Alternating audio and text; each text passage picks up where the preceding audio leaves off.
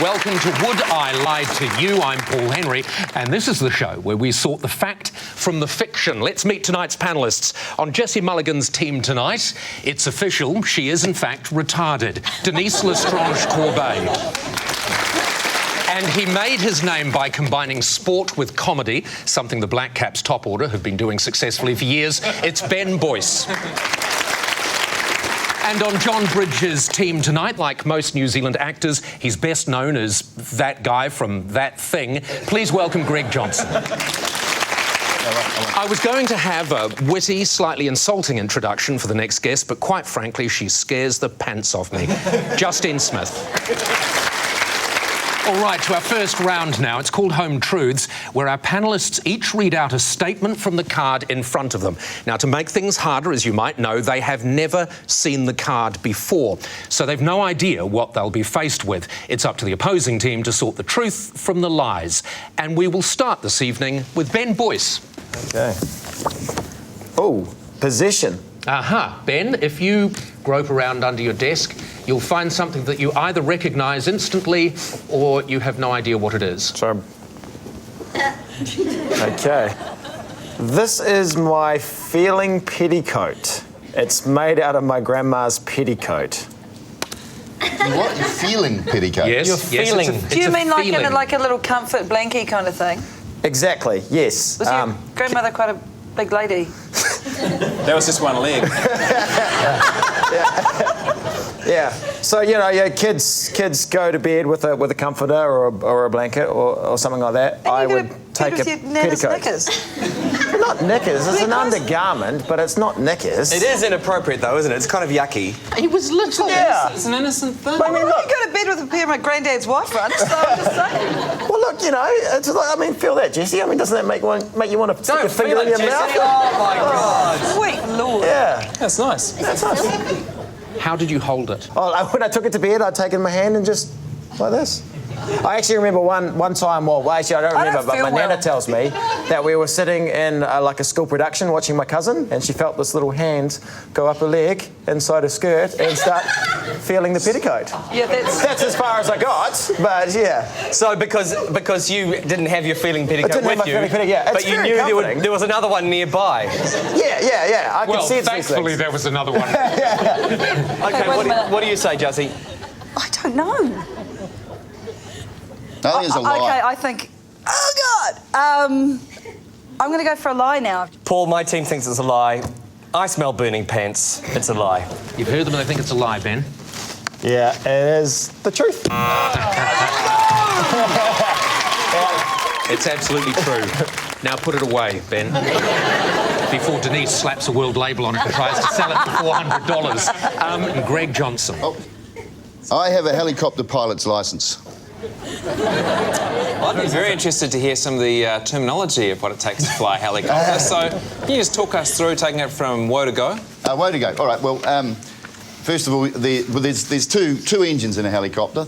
There's what we call the front engine and the east-west engine. You don't need to dumb it down for us, you know, that's fine, you know. It's not easy to explain it. When I say I have a helicopter pilot's licence, What you really mean is... Well, it's something that I won. And it looks official, don't get me wrong. It absolutely looks official. But I'd won it... That's how Paul got his TV presenter's license. Yeah. No, I haven't got that yet. No, but it was a competition that I entered, and the first prize was a helicopter pilot's licence that you get given with A competition and the first prize is Excuse me, I'm still finished. The second was a fishing licence that you know, for the thing. And the third was a customs officer licence that I don't know about the third. Anyway, Was this competition held in prison? yeah, it's a competition, and in fact it's called the licensing competition. It's a very unusual competition. It's well known. It's only well known with certain people on the internet. Yeah. And, On the internet? So when did you win this? Sorry? When did you win this? Oh, this is years ago. I mean, not that long ago. It was.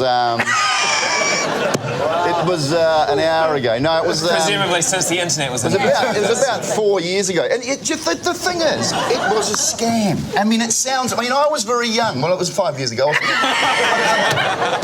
So what happened was the police were involved. No, the police got involved because this was completely illegal. In the meantime, you'd been employed to put up the telecom Christmas tree.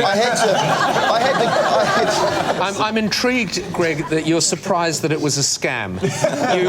You were entering something to be given a helicopter licence without ever having got into a helicopter. That's true, that's true. What were you hoping to achieve by winning it? Well, you know, it was a gag. I thought this would be great. I'll have a helicopter pilot's licence to put on my wall. But only if I win.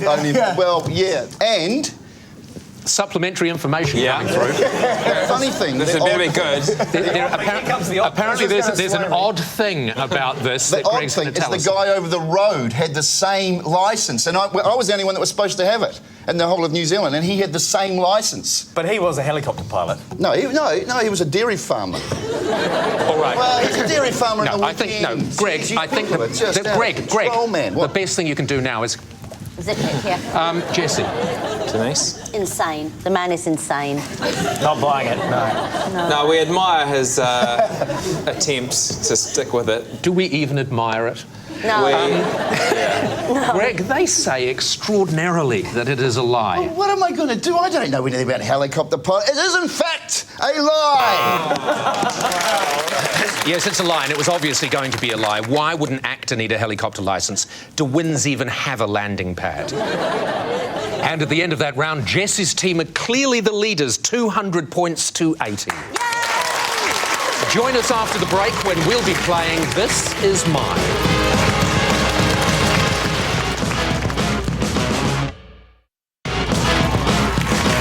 Welcome back to Would I Lie to You?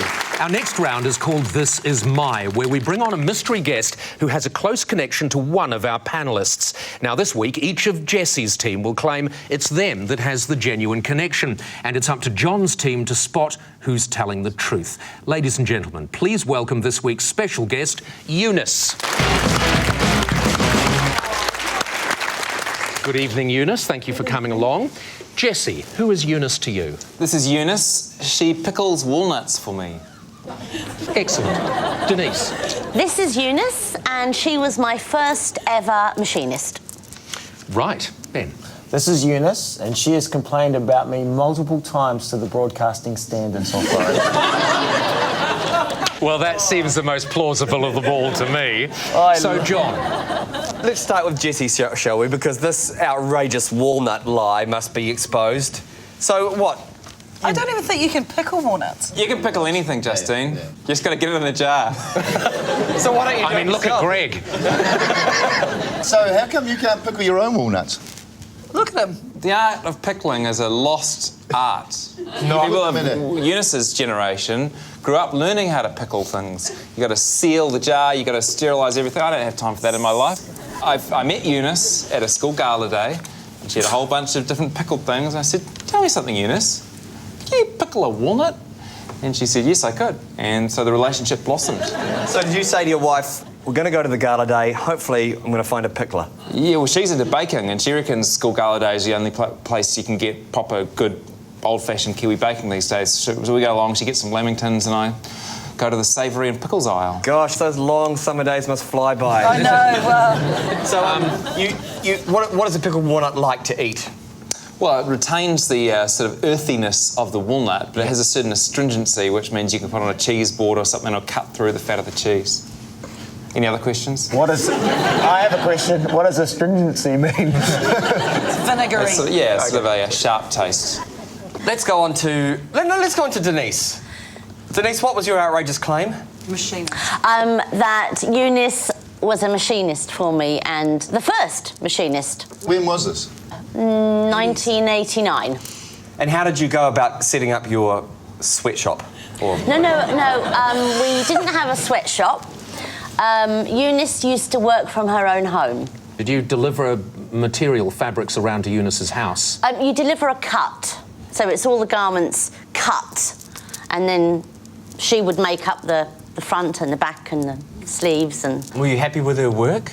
Yes. How long did she machine for you? Till she retired. Wow. What would you say would be the hallmark of Eunice's work? Oh, she's a perfectionist. Yeah. Did she have a certain thing? Was there a certain thing that she could always do better than others? A gimmick. Well, Well, hang no, on, when we... I don't know about a gimmick, Greg. I don't know where you're going with that. Eunice made our first denim jacket and pair of jeans. So the first outfit world ever made, this lady sewed. All right, is it time to move on? I think it is. OK, please remind us. Ben, what did you say about Eunice? I said, Eunice is an evil... No, sorry. She has complained about me multiple times to the Broadcasting Standards Authority. So what happens is that Eunice makes some complaints about your ridiculous show and the horrible things that you do, and then the Broadcasting Standards Authority tell you the name of the person that complained. Well, it's all very above board. Anything through the government is obviously... Above board. Well, apart from maybe selling tickets to concerts and things like that, most of the stuff that people in Parliament do is above board, and everything through the Broadcasting Standards is you've got to write a letter in, you got your name and address, and then we get the opportunity to respond to that, and then the Broadcasting Standards will take that up. And Eunice is watching your show on a regular basis. well, she is now. It's become quite a crusade, I guess, in some ways for Eunice to get this sort of rubbish, to use one of her phrases, off the telly. And we'd like to thank you for that, Eunice. So can you tell us what the first thing was that Eunice picked up on that you were doing wrong? I believe there's been multiple occasions. It was when I ate a nice block of urine. Ew! It was my own urine, but... Oh, that makes it okay. and that was part of my defence, that it was my own urine. Why can't you enjoy it as a lovely summer treat? Exactly, yeah. What was the second one? The second one was when I artificially inseminated a cow. Third one was drinking breast milk, and oh geez, I don't know. What was the third one? The third one was drinking breast milk. What is wrong with you? I was going to say, what's wrong with Eunice? How did you persuade Eunice to front arguably in your own defence this evening? I have never actually seen Eunice before in my life. I only know her in name, in name only, and obviously for the show I talked about someone who'd made multiple complaints about me and they tracked it down. All right, John, one of those brilliant. stories, as we know, are true. A pickler, You did say a complainer, or a machinist? What do you think, Greg? Whatever happens, Greg, don't think there are any time constraints on this programme. Yeah. You just take as long as you like. No, I think Ben. I'm going with Ben. You think Ben... Is telling the truth. OK, Ben is telling the truth. What do you think, I Jazzy? think Eunice could pickle the bejesus out of a walnut, and I also think, understandably, anyone would complain about Ben's show, but I think that Eunice was Denise's machinist in 1989. I believe that. Look at her, she's beautifully turned out, got matching pearls. She's all about fashion. This is very hard. Split decision, John. No, I think I'm going to go... I'm sorry, Jazzy, but I think You'll that be sorry. Ben was too good. I think Eunice is Ben's complainant. That's what we're going to say. All right, you're going with Ben. You're going with Ben's story. Yes. All right, Eunice, would you like to reveal your true identity? My name is Eunice, and I was Denise's first machinist. Denise's first machinist. I'm sorry. How are you? What they don't tell you is that working in the fashion industry can really take its toll. Eunice is, in fact, only 25 years old. Eunice, thank you very much for coming tonight.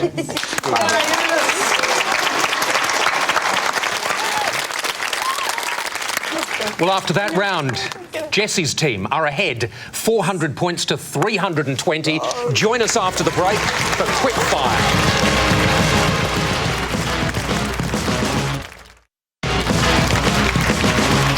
Welcome back to the final round this evening of Would I Lie to You? It's called Quickfire, where our panellists lie not only through their teeth but against the clock. And again, they don't know if they're about to read a true fact about themselves or a made-up fact that they have never seen before in their lives.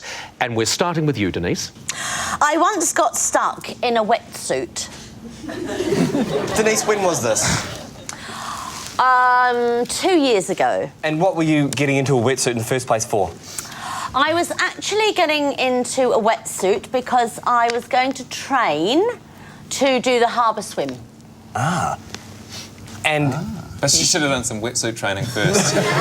In 2 stages. She was so tired by the time she got into the wetsuit. Was it your first go of the wetsuit when you got stuck? Absolutely. The reason I got stuck in it is because it took me ages, and I mean absolute ages, to get my feet into the wetsuit, and I pulled it up, and you put plastic bags on your feet, so it makes it very easy to pull on, and I got it up, and I thought, actually, everything's just going to stop. My blood vessels are all going to seize up because it was so incredibly tight. And then when I went to put my arms through, I realised that they were really, really long, and I'd actually put my legs through the armholes. And so I took it off. So your head was... So I took it off, and it was summer, and it was very hot, and I was getting I was hyperventilating. So then I put it on again, but I put it on the wrong way round because I didn't know how to put it on. And my arms were like this, and then I couldn't get my arms to the front to unzip it. So I actually had to go out of the pool and find a cleaner to unzip me out of the wetsuit. Which pool was this at? Sky City Hotel pool. Why did you choose Sky City for your practice swim? Because I wanted somewhere private. Yeah. Because I didn't want to go to the public pool and make a fool of myself. You didn't want anyone to see you, so you went to the swimming pool of the biggest hotel in Auckland. Yeah. So you flop along to the cleaner with the thing round the wrong way and the zip Like in the this. front. You can't bring your arms around. No, I couldn't unzip it. And your head at this stage is out. Like, it's not your feet. I put the whole thing on, but Yeah. I put it on back to front. Your head It to the... doesn't have darts, you see, so women find it quite difficult to know what way it goes. Oh, yeah. So you're I didn't want to have to go down to reception because it's too busy, and I No, thought, and you'd look silly, wouldn't you? I look ridiculous. Yeah. Well, All right, John. Seems pretty clear cut to me. Yeah, I think so. We've pretty well cleared this up. She's telling a lie. is that what you think, Yeah. Greg? Yeah. I'm going to go ahead and say Denise is lying. Well, I'm not going to contradict you guys. No. Paul, we think Denise is lying. Denise, unbelievably, they think you're lying. Ta-da! The truth! How's that possible? Fantastic. Yes, it's absolutely true, and it proved great inspiration for Denise's 2012 winter collection. Greg, your turn. I lived in a doll's house for 5 weeks. Does it look like he lived in a doll's house for 5 weeks? 5 years, maybe. Was it a house built for, like, things which are doll sizes? No, what it was is it was a house built for a little girl, and she'd play with the dolls in the house. The Wendy house. Yeah, it was plastic. big enough to live in. And one day, this little girl was playing with her dolls, and there was a knock on the door, and it was an out-of-work actor saying, "How about I stay here for 5 weeks?" Well, the children weren't there at the time that I was there. I'm very pleased to hear Is it. it your children's Wendy No. house? or I was child's working in Wendy house? Central Otago, pruning trees, and this was a doll's house on the orchard, and me and this other mate of mine, two of us lived in this doll house because the orchard owner, he lived like quite a way away, 2 k's, 3 or 4 k's down the road, and so we had to stay in the sort of where it was close to the pruning. So this guy, he's got a little daughter. He wants her to have a really nice life growing up. So he builds her a house 3 to 4 kilometres away from his own home, next to an orchard, and lets 2 grown men spend 5 weeks sleeping in the doll's accommodation. No. Originally, the house was the farmhouse was originally next to the dollhouse. But then they all moved from the original house, and the other house had sort of just become. So they moved the derelict. dollhouse down the road with one of those big house straight movers with wide load. It is time to make a judgment. What do you think, Denise? I think it's a lie. Ben? It's a little too New Zealand Brokeback Mountain-like for me. I think. 2 guys out in the middle of nowhere. I'm saying it's a lie. Just odd. We say it's a lie, Paul. So they all say you're lying. It in fact's the truth. You guys, well done, sir. Well told. Well done. Yes, it's absolutely true. The most awkward moment was Greg having to explain to Barbie that he and Ken were just good friends. Ben Boyce, your turn. I won a colouring in competition at age 12 by entering ages 5 to 7 category. So where was the competition?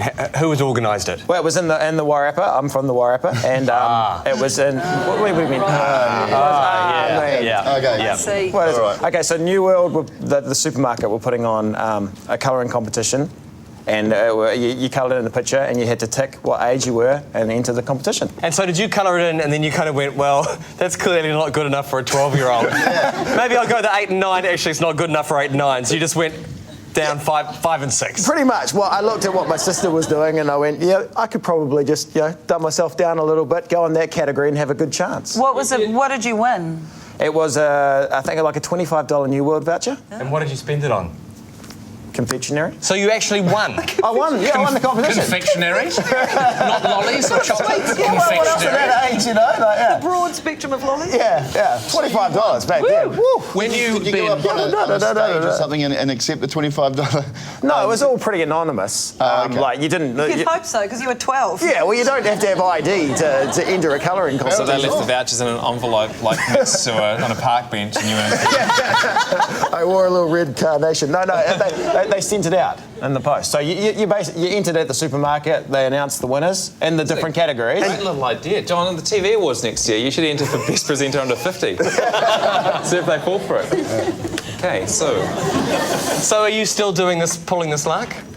I haven't done it recently, no. When's the last time you did it? Well, probably I tried it a year afterwards, but I didn't win. There must have been a kid that was between the ages of 5 and 7 that was better than me. Or indeed an adult. Well, that's right, yeah. Once you crack onto the lucrative colouring in circuit, you just want to keep going back in there. All right, John. This is one of the more disturbing stories we've ever had. Greg, what's your instinct? Well, I think he's telling the truth. is that competition still going, by the way? You could smash it these days. My colouring in's at least at an age 9 level now. Funny thing is, Jesse, I don't know that he could. What do you think, Josie? I think it's too lame to be a lie. I think it's true. I think it's the kind of thing Ben would do. Okay, Paul, you said it was... I say true. You said it was true. I say true. We say it's true. Unanimous. It's true. What is it? It is the truth. So he is prepared to admit it. There is nothing quite so satisfying as trying to fit in with a group of people half your age. But enough about Sally Ridge. And that sound indicates the end of the show this evening, and I can reveal that Jesse's team have won with a brilliant 465 points. A great effort. A great effort, guys. Of course, it's not just a team game, and my individual liar of the week this week is Ben Boyce. Yes, he can add this to his long list of achievements, including Liar of the Week, Ben Boyce. Good night.